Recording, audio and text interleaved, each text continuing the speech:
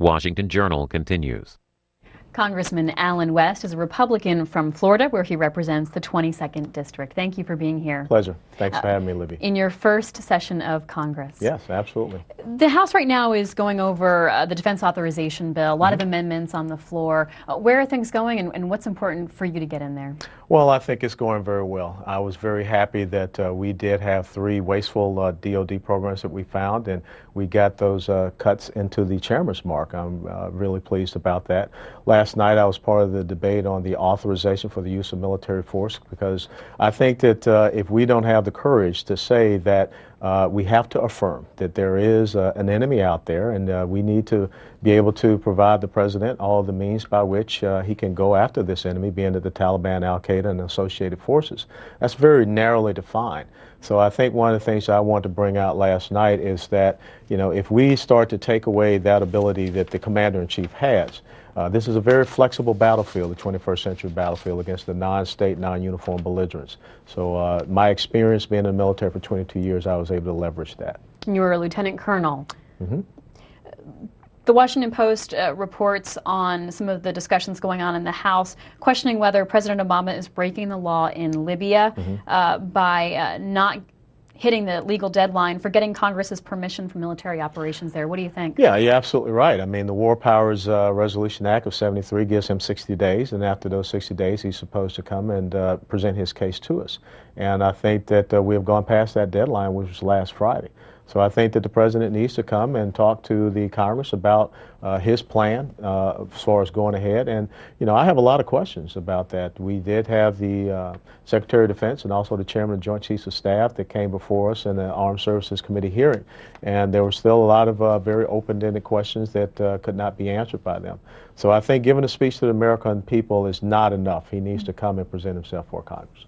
You recently said in a newsletter, you weighed in on President Obama's speech about Israel and Palestine. You accused the president of nefarious and malicious intent toward Israel for suggesting that the Jewish state go back to its pre-1967 borders with mutually agreed swaps. Absolutely right, because when you think about this, our most valued ally in the Middle East is Israel.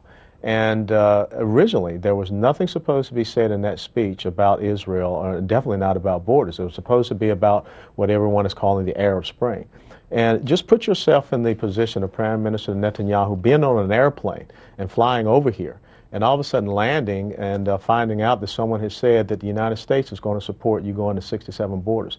That's not how we treat our most favorite and most precious ally, and I think that that was a very nefarious thing that was done, and I think that Prime Minister Netanyahu laid it to rest is that they're not going to tolerate that.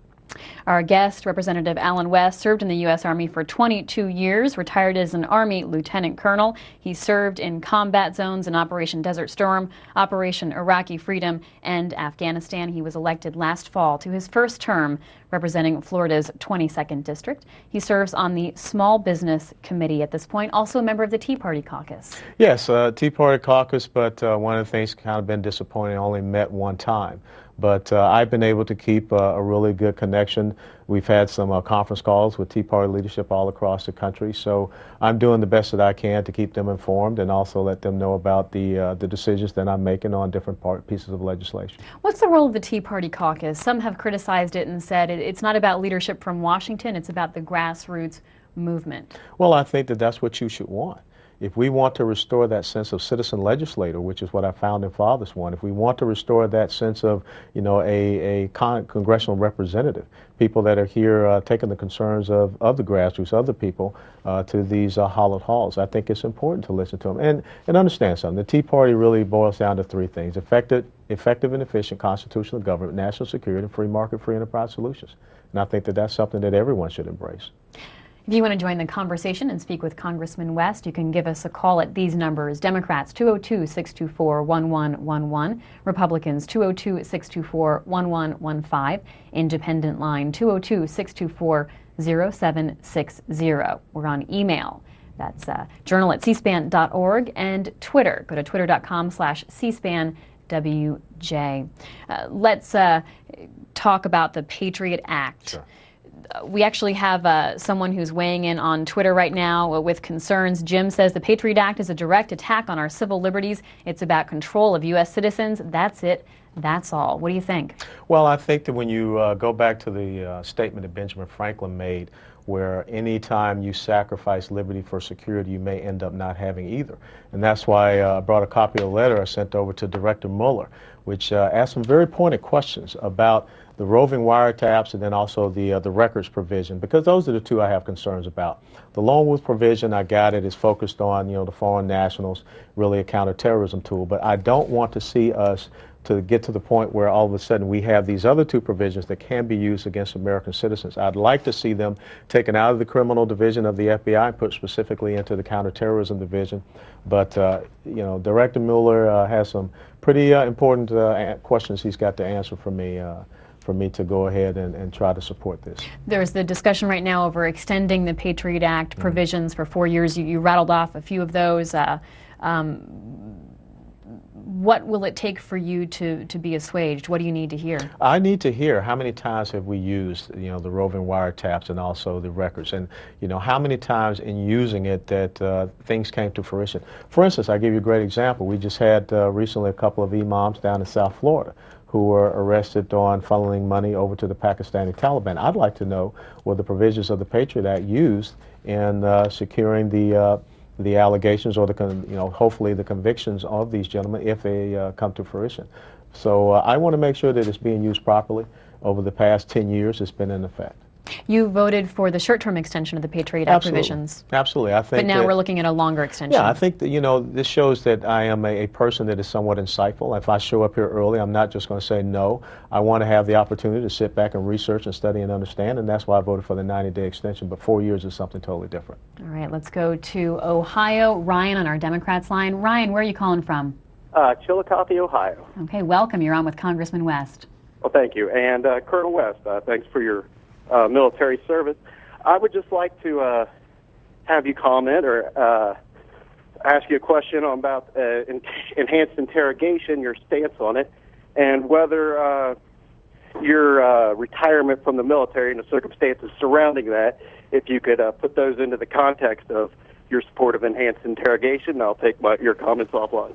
Sure, Ryan. I think that what you are trying to drum back up is what happened in 2003 when I fired my service 9mm over the head of an Iraqi policeman in order to get information about ambushes on my soldiers.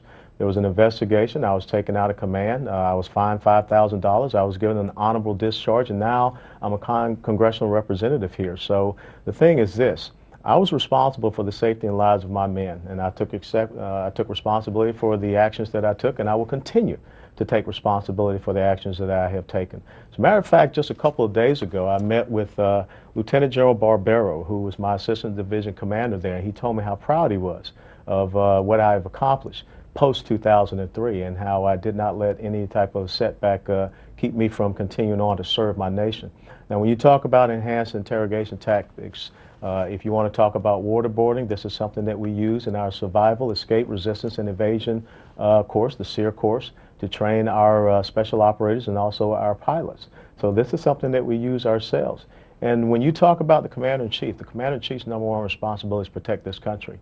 And whatever means that he can properly use to protect the American people, I support that, and that's something that I would do as well. Fred in Lauderdale, Florida, Republican, welcome. Yes, good morning. Good morning. Good morning, Fred.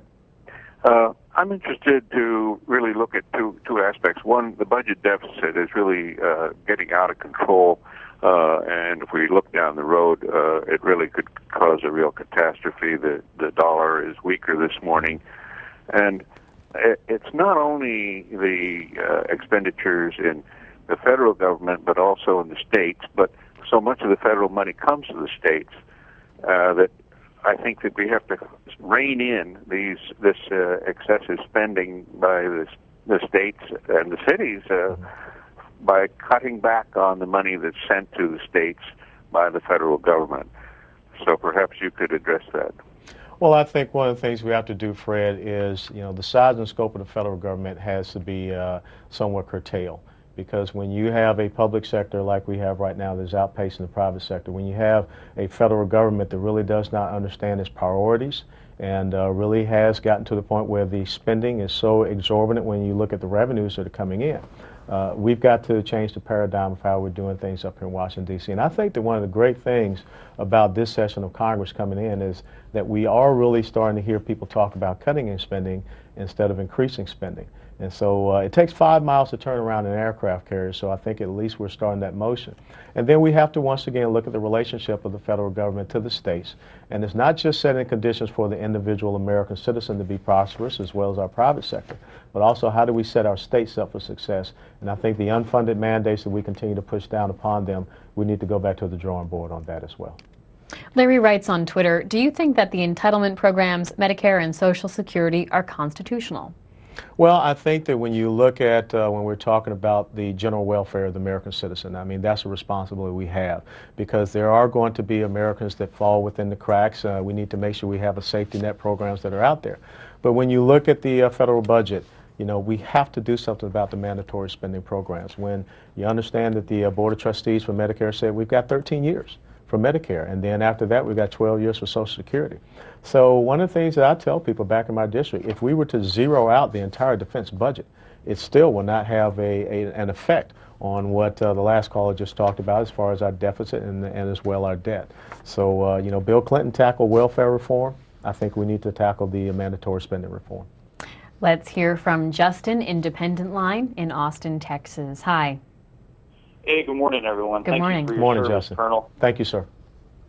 I have a couple questions, and they're more of a broader theme based on your experience in Congress and based on leadership. The first question would be, what experience have you been able to apply? What of your previous military experience have you found helpful now as a national political figure?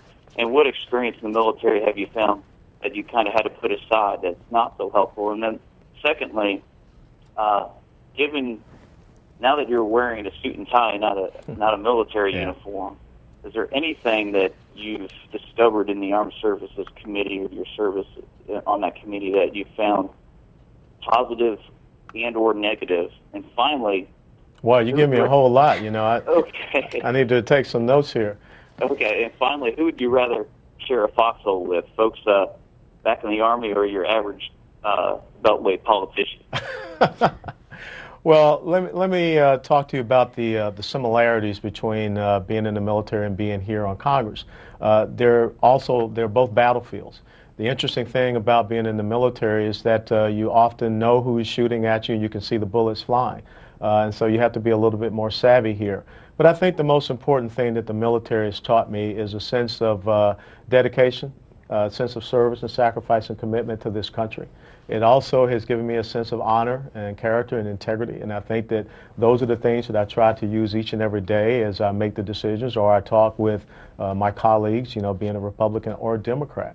And I think that when I look at sitting on the Armed Services Committee, the experience that I've had in the past 22 years, and going back and being on a battlefield in Desert Shield, Desert Storm, as opposed to the battlefield of Iraq and definitely Afghanistan, I've seen the changes and what this 21st century battlefield really does represent. And so it is an ability to bring that type of perspective and expertise to help our colleagues there in the Armed Services Committee to make the best possible decision and help them with bringing amendments forward. Who would you rather be in a foxhole with? Who would I rather be in the foxhole with? I'd rather be in the foxhole with my buddies who are still over there right now because you know, that's just the bond that we have and the training that we've gone through. Let's go not far from D.C. to Greenbelt, Maryland. Olu, Republican caller. Welcome. Good morning. How are you? Good morning. How are you doing? Good, good. Sir, you talk so fast like a politician that you are. I'm a Republican, but I have some issues with the Republican Party right now. Reagan increased taxes when he found it necessary to do so. What is wrong with increasing taxes? What was wrong with increasing taxes? What is so wrong with increasing taxes if that is necessary to balance the budget? That's the first thing. The second thing, you talk so much passionately about deficit and all these things. Did the Republican Party just realize we're running a deficit in this country? Why didn't you bring up this issue when President Bush was there? Well, you know, I hate to tell you, when President Bush was there, I was still out as an active duty soldier. I'm doing the best that I can now to change the talk and change the focus up here. Now, once again, it is not the revenue problem we have in Washington, D.C., it's the spending problem. And I have to be very frank.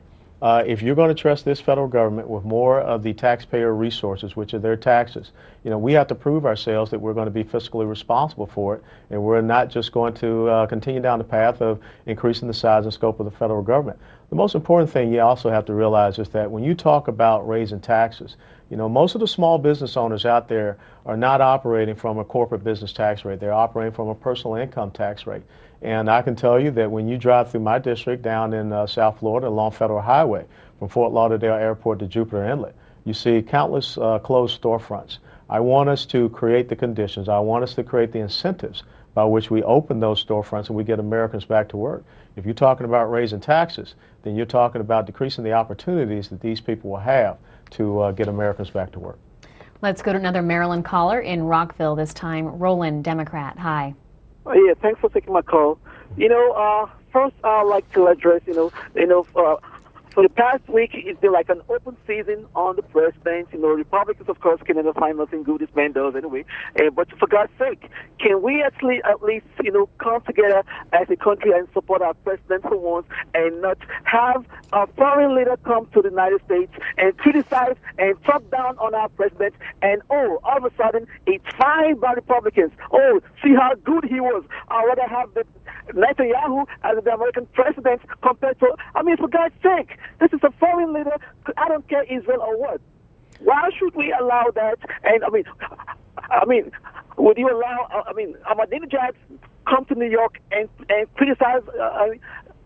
Well, no, I wouldn't. I would not allow Ahmadinejad to come to the United States. That's one of the problems that I do have. I think that, individuals such as an Ahmadinejad or Chavez or even a Muammar Gaddafi should not be coming to the United States to criticize this country and use a bully pulpit that we have provided. But the thing is this, sir. If you're telling me that I don't have the right to criticize someone's policies, then that's not the constitutional republic in which we live. And I think that we saw many spirited debate and many attacked against the previous administration. So I think that when you look and understand what was said as far as the 1967 borders, right to return, and these things of this nature, if you understand very simply the ramifications of the Palestinian Authority, or Fatah, going into a reconciliation pact with Hamas, a declared Islamic terrorist organization who condemned the United States for the killing of Osama bin Laden, now is not the time where we should be setting the conditions for them to have the upper hand or the initiative in negotiations in the Middle East. And the most important thing is I have to agree with President Netanyahu. If you want to have peace in the Middle East, it takes a willing peace partner. And we have not seen a willing peace partner for quite some time. Congressman Allen West, serving in his first term in the House of Representatives. He represents Florida's 22nd District, which includes Fort Lauderdale and West Palm Beach. He's also a member of the Tea Party caucus. One of our followers on Twitter wants to enlist you for higher office. He said, this man should be president. Wow. Obama is a media-feeding machine. We need a real American like West. You've also been getting some interest from other folks. Andrew Breitbart has said that he'd like to see you on a presidential ticket in 2012. What do you think? That's very humbling. And it's very honorable that you would think that just after I've never been in politics, never held a political office until now. And for people to think that after 5 months that I have the potential and the capacity and capability to take it to another level, that's I don't know what to say. But the thing is, most important for me is to be a good congressional representative, is to be a capable legislator, and to be an American statesman. And if there is some higher calling for me, I think that, God will make that decision in my life.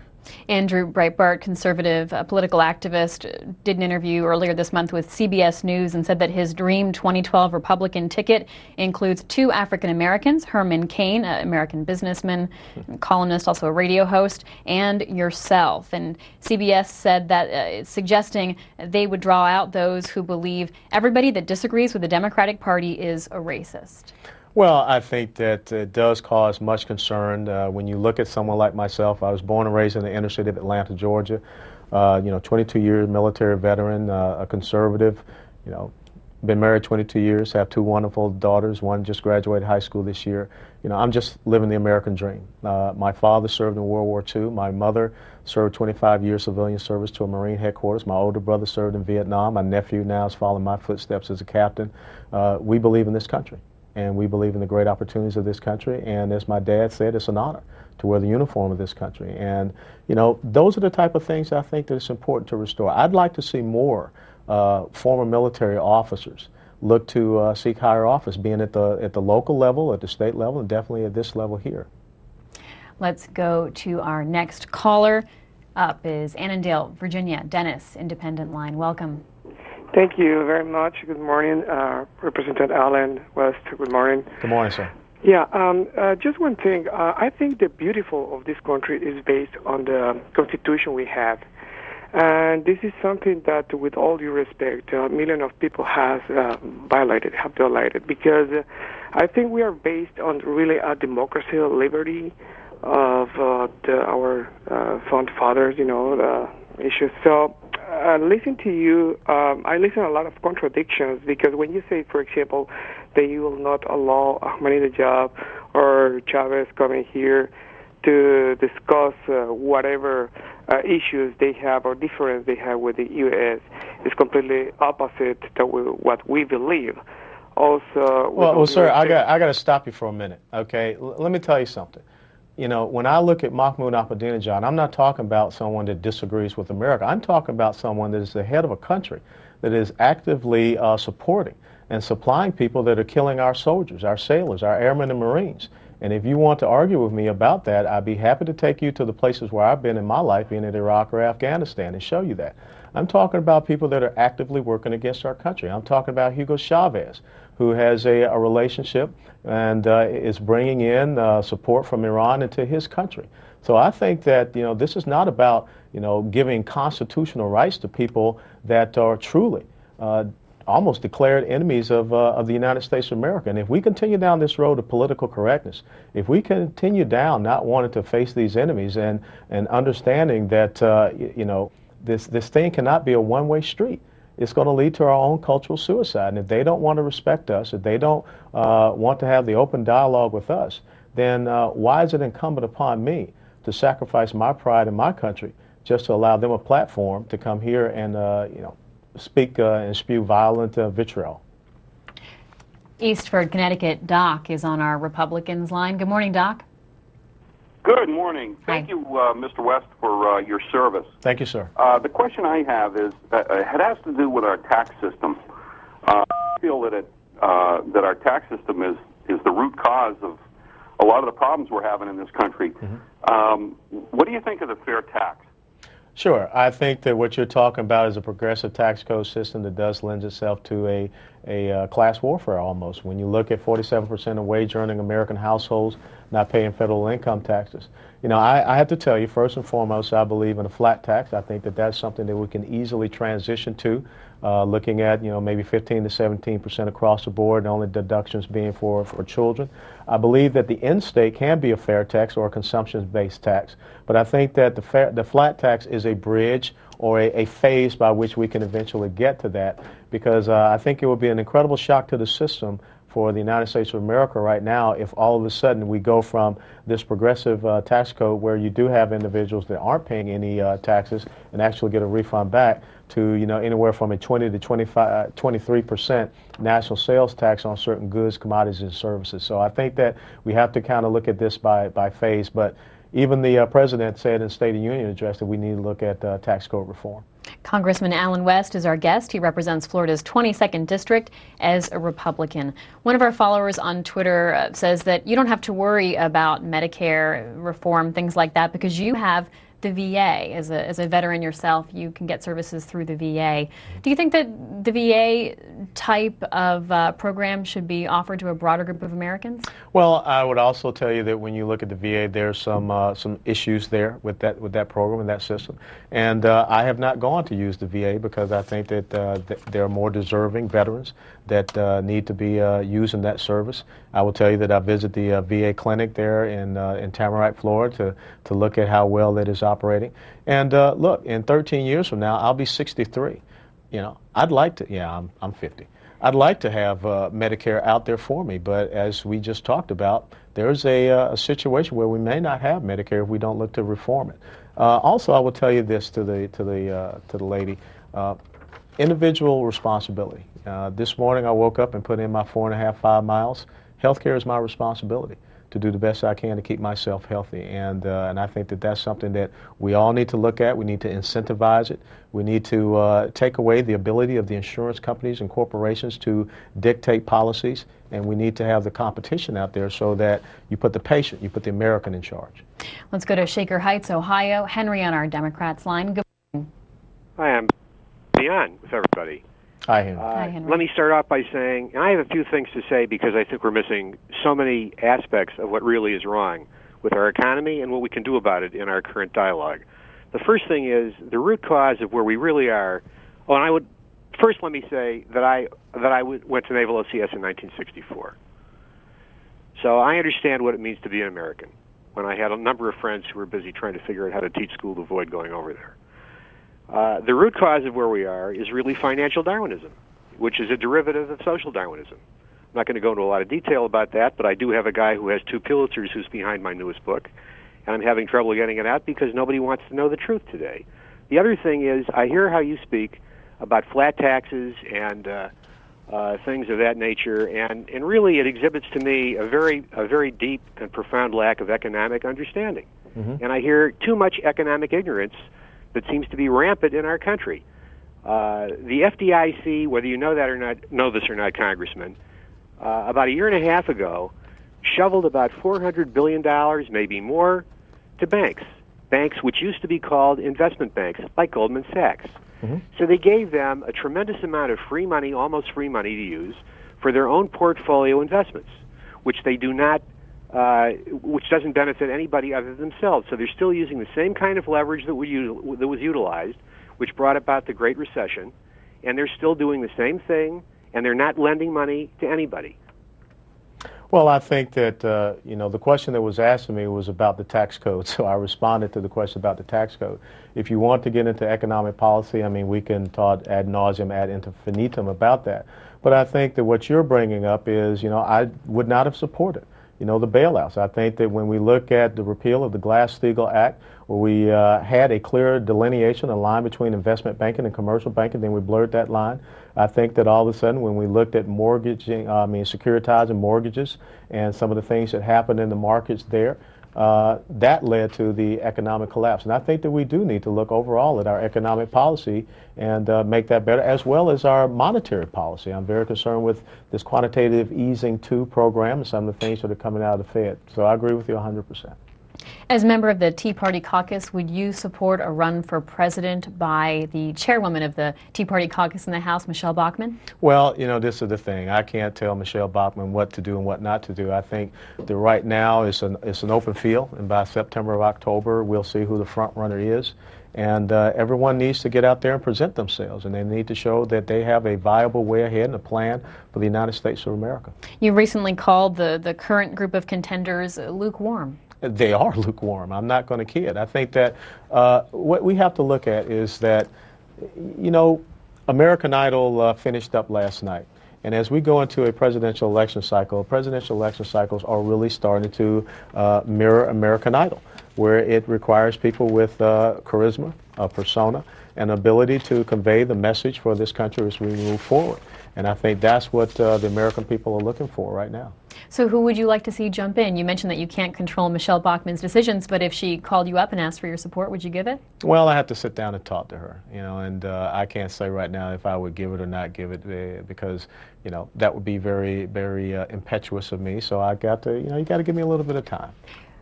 How about if I phrase it this way? Would you like to see, who would you like to see jump in? What would make it more interesting? What would make it a more dynamic, not so lukewarm? See, the thing is, it's not so much looking at a person that I want to see jump in. These are the type of characteristics that I like to see someone to jump in. Someone that understands this country, understands the critical issues that we're facing, and is able to articulate that in a very clear and concise manner. Someone that can connect with Americans from all across, walks of life. Understanding there is going to be, because of the ideological chasm that has been created in this country, you're not going to be able to touch everyone. but at least a person that can, have that right image that we can bring forth. I think that the problem with the Republican Party, we can't go back and have a Bob Dole run against a Bill Clinton. You can't have a John McCain run against a Barack Obama. We have to understand that, I'll put it in terms of a military context. When you do the frontal assault, people see you coming, they start shooting at you immediately. As you saw, the attacks that started on Governor Chris Christie pretty early. I go back and look at the fact that the Democrat Party chose, a pretty unknown Georgia governor. They chose a pretty unknown governor from Arkansas. And then they chose an individual who was a state senator that all of a sudden became a U.S. senator. Next thing, he's a president. It was pretty well unknown. I think that we got to change our paradigm. The New York Times talks about Sarah Palin and some of her recent moves hinting at a presidential candidacy. Could you get behind her? Got to see. I know she's moving to Arizona. That's pretty interesting. Let's go to our next call. Hillsboro, Ohio. Browning on our independent line. Good morning. Good morning. Hi, Browning. Yes. Turn down your TV for us. You're on with Congressman West. My question is, why does everybody take pay cuts except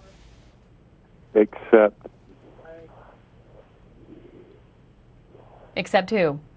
Except presidents, congressmen, senators, and politicians. Why does everybody take pay cuts except those people? Well, I would not mind having a pay cut, for myself. I got to tell you, I did 22 years United States Army service and only got a 55% retirement. So, that's not something that I'm against. And I think that what you're talking about is that if the people up here in Washington, D.C. are promoting the American citizens to tighten up their belts and tighten up their bootstraps, we need to do the exact same thing up here. It's all about leadership by example. Karl Rove has an opinion piece in the Wall Street Journal today talking about why the Republicans lost in New York's 26th district. And he says his explanation is that there was a third-party candidate, self-proclaimed Tea Partier Jack Davis, who spent a reported $3 million of his own money. He calls him a spoiler.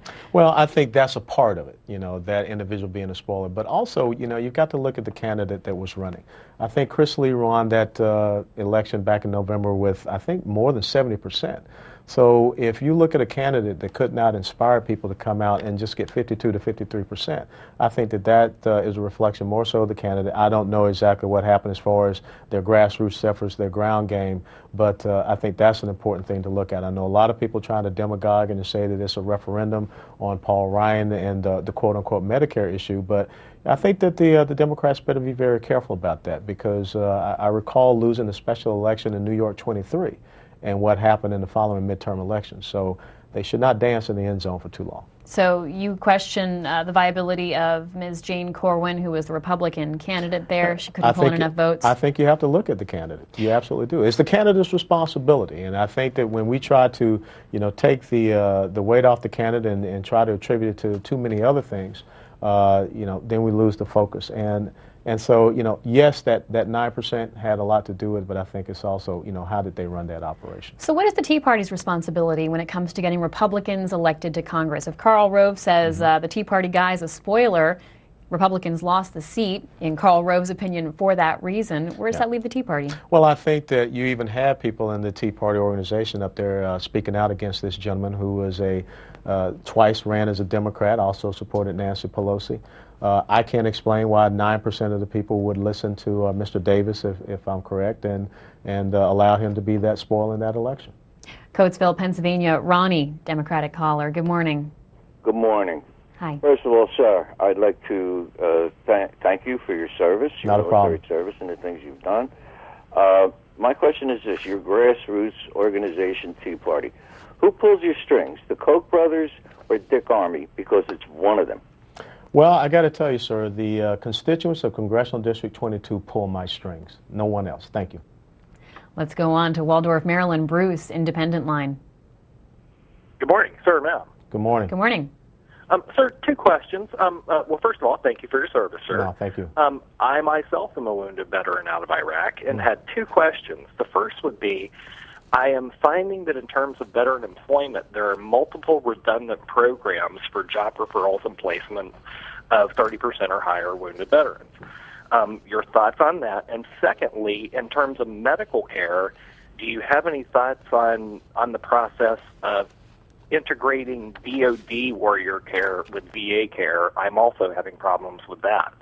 Well, I will tell you, you bring up a great point. Just yesterday in the Small Business Committee, we were talking about some redundancies and duplicative programs out there to assist people in starting small businesses.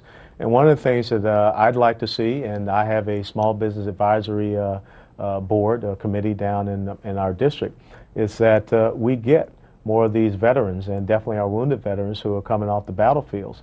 And we help them to not just get employment, but help them with starting their own businesses, because I think that the determination, the skill set that you bring, and the intuitiveness and innovation that you bring is so important. In our district back there, we have a company called CrossMatch. It's a biometric company which was very instrumental in the biometric testing that helped us identify Osama bin Laden. And one of the things I saw there, we need to get more veterans in an organization like that, because the president of the company is a former naval officer. And then as well, we need to look at how we can do better as far as taking care of the men and women returned from this battlefield, especially our wounded veterans, because we are seeing an incredible, due to the fact that we have such great medical innovation, we're seeing people and their lives being sustained, and we need to make sure that we continue to care for those veterans as the best possible means we can. Should the debt ceiling be raised? The debt ceiling cannot be raised unless we put in place spending control measures. And the things that I've brought forth is that if not now, when should we ever have the opportunity to bring forth a balanced budget amendment? I think it's a great time to do that. No one can run their household or their company or business the way we're running federal government. I think the other thing is we got to cap federal government spending. Right now, federal government spending is at 25% of our GDP, and it's looking to go higher. Historical average is between 18 to 20%, and I think that's where we should cap it at 20%. I think another important thing about long-term sustainable economic growth in this country is to cut the corporate business tax rate, which is second highest in the world at 35%. I'd like to see it go down somewhere between 20 to 22%.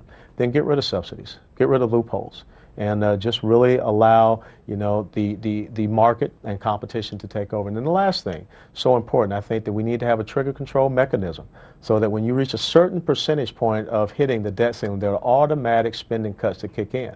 Because I think we're at 73 or 74 times that we talked about raising the debt limit. It really becomes a debt recommendation or suggestion.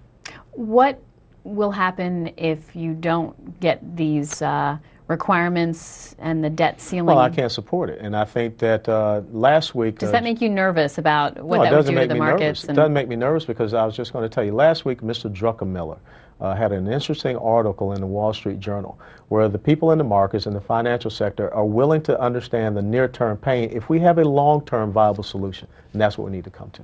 Let's go to King George, Virginia. Lene, Democratic caller. Good morning. Hi. Hi. My husband is a retired naval officer with 22 years of service. And I thank him for his service, ma'am. And we thank you. And as a result, we know about service and sacrifice. Sir, the 1968 or 66 borders, whichever they are, have been the starting point in negotiations since the 1990s. That starting point is nothing new. So either you're ignorant of that fact or intellectually dishonest. In addition, it is disgraceful for a military officer and congressperson not to criticize a leader who comes on U.S. soil and talks to and about our president the way that Netanyahu did. Whatever side of the aisle you are on, and as a military leader, you should know that. And using the term nefarious when talking about our president is disrespectful, sir. Well, I don't think it's disrespectful. I think it's a very careful assessment, because when I look at the fact, why didn't the president share the fact that he was going to say that with the Prime Minister Netanyahu? Why didn't he not show him that respect? We're talking about our most valued and most trusted ally.